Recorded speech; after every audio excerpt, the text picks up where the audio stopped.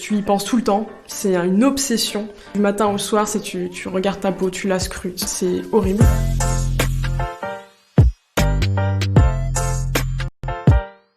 C'est, je pense, toujours un peu difficile d'assumer, de me dire oui, j'ai des boutons, mais pour autant, j'ai toujours de la valeur.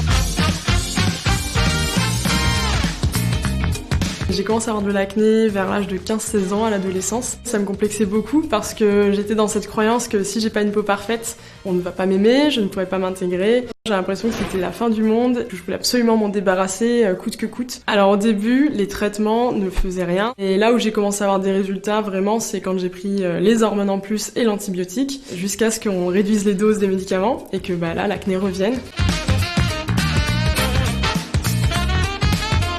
C'est une maladie d'adolescent et donc t'as 24 ans et t'as de l'acné, tu te dis waouh, c'est pas normal, je comprends pas et puis ça ruine la confiance en soi. Je me suis beaucoup renseignée sur internet, j'ai regardé des vidéos et donc j'ai commencé à tester des choses sur moi. Donc j'ai arrêté par exemple les produits laitiers.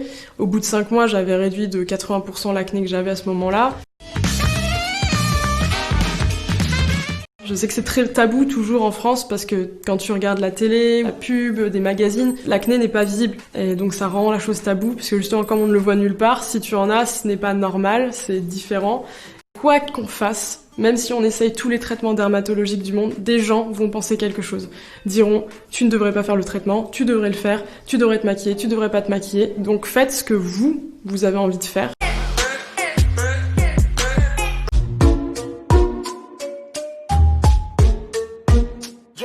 C'est une maladie finalement assez complexe